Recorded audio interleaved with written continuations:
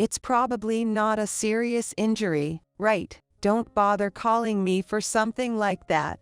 Despite hearing that his daughter, Catherine, was urgently transported to the hospital due to a car accident, John prioritized his work. When I told him she had to be admitted, he said he couldn't return from his business trip. Feeling I had no other choice, I headed to Catherine's hospital room, but overheard a shocking statement from the room next door. "Is the baby okay?" Peeking into the room where the voice came from, I saw John holding a woman's hand with a worried look on his face. Realizing the situation, I decided to take revenge on my husband. "My name is Molly.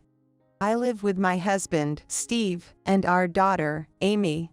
While I work a corporate job, I primarily work from home due to the emphasis on remote work. Steve works a regular 9-5 job. Lately, he seems to be swamped with work, often staying late or working on weekends. What's more, he's started going on business trips, which he never did before. Amy misses spending time with him. When I mention how lonely she feels, Steve, for some reason, gets defensive. You're just pretending to work while having fun, unlike me. What part of me is just having fun? You're just messing around on your computer at home, right? Must be nice to call that work. You don't have to say it like that. I work outside, you know. I'm nothing like you." That's what he told me. Ever since my husband's work got busier, I feel like his temper has become short. He wasn't one to get mad over small things before, but he's become quick-tempered lately. Living with these feelings towards my husband, an incident happened. That day, he had finally made time for our daughter, promising to take her to the aquarium. Sophie was really looking forward to it. Stuffing her backpack, she takes to preschool with a picnic blanket, handkerchief, tissues, and her favorite stuffed penguin. Seeing her like that warmed my heart. With my husband being swamped at work and mostly sleeping on his occasional days off, he hadn't been spending much time with the family. I told him to wake up early and get ready for this particular day. Today's going to be fun. Sophie's all prepped and super excited. Heck, yeah, sigh. My husband gets up, clearly in a bad mood. Then his cell phone rings. Taking a quick glance at the screen, he rushes to the bathroom to take the call. Then I heard him exclaim, "What?" I had a sinking feeling.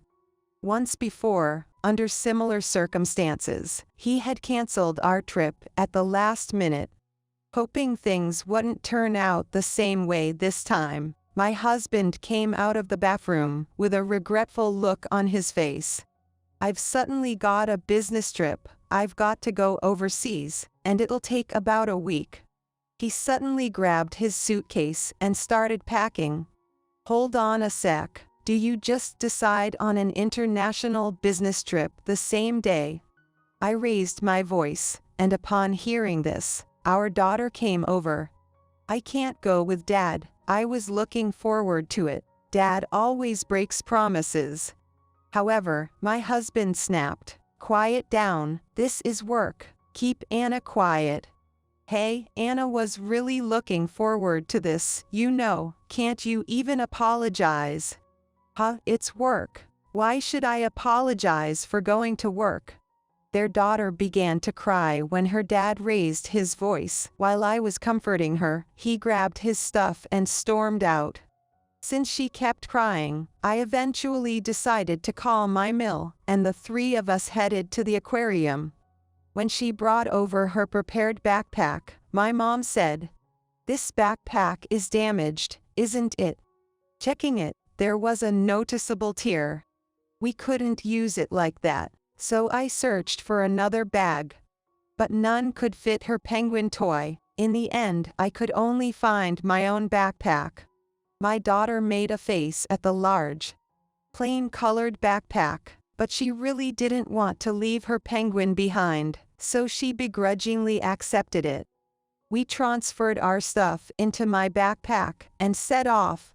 Originally, my husband was going to drive us to the aquarium, but since neither my mom or I have a driver's license, we decided to take the train. It's a bit of a walk from the train station to the aquarium, and today is a tad chilly. My mom went to a vending machine to get us some warm drinks. While waiting, we talked about checking out a nearby park. To our surprise, the park had a huge penguin play structure. My daughter, being a big fan of penguins, got super excited. She wriggled out of my hand, and before I knew it, she darted towards the road. "Watch out!" As I yelled, a sharp braking noise echoed. My daughter collided with the car and was flung into the air. I rushed to her side, pulling her into my arms. "It's okay, Emily, it's going to be okay," I whispered, trying to call 911, but my hands were trembling too much. My mother returned and immediately called an ambulance for us. I couldn't shake the guilt, wondering, why did I let go of her hand, as I waited for the ambulance? Then, when the ambulance finally arrived, they rushed her to the hospital. But Emily remained unconscious even after arriving at the hospital.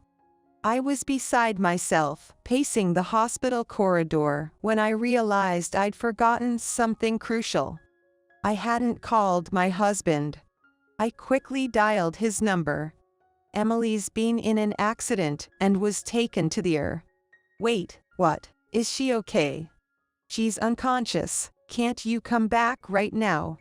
"I'm overseas at the moment. I can't just return." "As long as she's alive, it shouldn't be a problem." With that, he hung up the phone. I was boiling mad at my husband's careless remarks. As I stood there trembling with anger, my mother rushed over to me. "Anna has woken up." I rushed to my daughter's room and found her sitting up, talking to the doctor.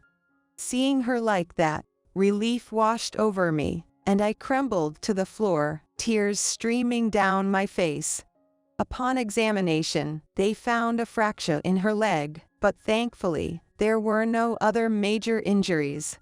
It seems her large backpack protected her since the car wasn't going too fast. I couldn't help but think, if that backpack hadn't been sturdy, what might have happened. I'm so grateful for that backpack. However, they want to keep her in the hospital to monitor her, as she might have hit her head. I made sure to inform my husband about our daughter's hospitalization. "Well, isn't it a good thing I didn't come back? You're overreacting. I'm at work. Don't call me during these hours." He quickly hung up after saying that. I felt anger bubbling up again due to his attitude, but then I heard a familiar voice from the neighboring room. Peeking into the room, my suspicion was confirmed. There was my husband, looking concerned, holding the hand of a woman I didn't recognize, lying in bed. He was supposed to be on a business trip abroad, so why is he in this hospital? And who on earth is that woman? My mind was swirling with confusion. As I stood there lost in thought, my husband made a shocking statement. I was taken aback by his words and collapsed to my knees. But I quickly got up, noted down the room's name on my phone, and returned to my daughter's room. I told my mom, who was accompanying me, that I was going to get my daughter's insurance card and left the hospital. Then, to confirm if my husband's business trip was a lie, I called his office. They told me he had taken a week of paid leave. Moreover, he apparently used our daughter's illness as an excuse. The next day, since my daughter was found to be fine, she was granted discharge. Instead of heading home, I took her to my parents' house. I asked my mom to look after her, and once again headed to the hospital. When I went to the room where I had heard my husband's voice the previous day, the woman's name was no longer there. Asking a nurse about the woman's whereabouts, I was told she was in the maternity ward. Truthfully, I had suspected she might be there. After all, I had overheard my husband asking, "Is the baby in the belly all right?" Baby in the belly surely meant what I thought it did. I headed to the maternity ward, and amidst the line of rooms, I spotted the name of the woman my husband had been seeing. Peeking inside, there he was. It seemed the child had already been born. "She looks just like you, so cute. He'll probably grow up to be handsome like Jake. I'm truly happy. I really want my son to play soccer." Hearing just this conversation, no one would suspect he betrayed his family to be here. They look like a happy family. Listening to my husband's conversation with that woman, I was reminded of when our daughter was born. I think he said something like, "She looks just like Emily, so cute." But that husband from back then is gone now. He's a traitor who cheated, fathered another child, and then abandoned our injured, unconscious daughter. He chose that woman over his own family. I vowed revenge on such a husband. 5 days later, after making all the preparations, I headed to the hospital again. There, in front of the newborn room, I saw my husband looking through the glass, smiling happily at the baby. The face of a father in pure bliss. "He looks just like me, such a cute boy, my long-awaited son. I'm finally a dad." He rejoiced. I quietly approached him and said, "What a lovely baby, congratulations." As my husband turned to thank the voice, he realized it was me and almost toppled over in surprise. "No, this is a colleague's baby from work, not mine." He desperately tried to explain himself to me. A passing nurse looked our way, her eyes wide in surprise. I mean, it's my baby, but not like it's mine." He began to stammer out an excuse to the nurse. But with me present, his justifications were far from convincing. I quickly ushered my flustered husband into a private room. Once it was just the two of us, he immediately started his explanation. "That baby belongs to a coworker. His wife just gave birth, so I rushed back here." "You're so kind, coming to visit when your coworker's wife has a baby." He mentioned his wife had taken a fall. "That's why I was concerned.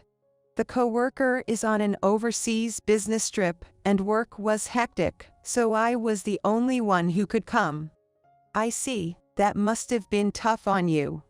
Hearing my words, my husband, thinking I understood, replied with a smile, "Exactly, it was so tough. Why are you laughing?" My cold and sudden dismissal made his smile waver. "What?" I meant, thinking up excuses must have been hard for you.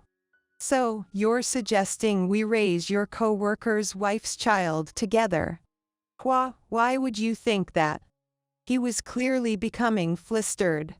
"When Anna was rushed to the hospital, I was in the room next door, when your betrayed daughter was admitted." I confronted him with growing intensity, and he began making excuses. "I was deceived by that woman. It wasn't my choice." Even now, my husband was trying to dodge the truth. He kept mumbling excuses while looking down, but I couldn't help but smirk. After all, his mistress was standing right behind him. "Who did you say deceived you?" Eek. When the mistress called out to my husband, he let out a small scream and tumbled off his chair. The reason she was here was because on the day my daughter was discharged from the hospital, I greeted her when my husband left his seat. She had no idea he was married, nor that our daughter had been through so much. She tearfully apologized to me.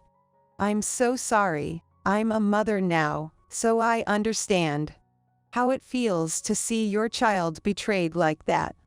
And now, I guess I'm being betrayed by that man too, huh? She was livid. Traitor, she coldly said to my husband and continued berating him. You told me you couldn't marry because your dad back home had a health scare, and I might need to help take care of him soon, right? So, the real reason is because you're already married. As she laid into him. For some reason, my husband brazenly retorted, Yay, so, I never planned on divorcing my wife, that's why I didn't marry you. He laughingly spoke and then turned to me, grinning smugly, as if to say, See, I told her. The mistress shot him a deadly glare. Don't mess with me, a jerk like you. I reject you outright, and be ready for my claims for alimony and child support. She then turned to me and politely said, I truly apologize for everything. I'm set to be discharged tomorrow. Can we talk once I'm out? I replied, I understand. She then glared at my husband again, warning, My brother's going to have a word with you. Be prepared. She then stormed off. My husband started shivering uncontrollably. Her brother, he just got out of prison not too long ago. Help me out here. At this rate, they're gonna dump me in the ocean, while I'm still breathing. Oh, that sounds tough. Don't talk like it's none of your business. This is what they call you reap what you sow. You cold-hearted man. My husband shot me a glare. Who's the real heartless one here? You betrayed our daughter, and you betrayed me. I want a divorce. Expect to pay alimony and child support. Saying this, I handed him the already filled-out divorce papers. Come on, thinking of Emily, isn't it better if we don't divorce? Emily adores me, you know. It was you who betrayed Emily, wasn't it? My husband couldn't find the words to respond. We've already moved our things to my parents' house. You better pack up and leave. That apartment was mine before we got married. It's in my name. I've already sold it, so please be out by this weekend. He hung his head at my words. If you don't agree to the divorce, I'll inform your company about all of this, okay? With that, he quickly signed the divorce papers. I successfully divorced my husband. After that, he was billed for alimony and child support by both me and his mistress. The mistress, to further torment him, reported their affair to his workplace. As a result, he got fired from his job. Due to the hefty bills for alimony and child support, his savings weren't enough. He seems to have taken on debt. With no job and no income, he's now desperately working odd jobs to pay it off. The mistress's brother comes around almost every month to collect, putting him in a spot where he can't say he can't pay. I later talked to the mistress and decided not to ask for alimony from her. She's a victim too, no doubt about that. However, when we talked it over, she did pick up the tab for our coffee. Since then, I've been juggling remote work while raising my daughter. I've been bringing up my daughter with the help of my folks back home. They've pampered her, and she's become even more cheerful than before. I'm determined to shower her with love and ensure she never feels lonely.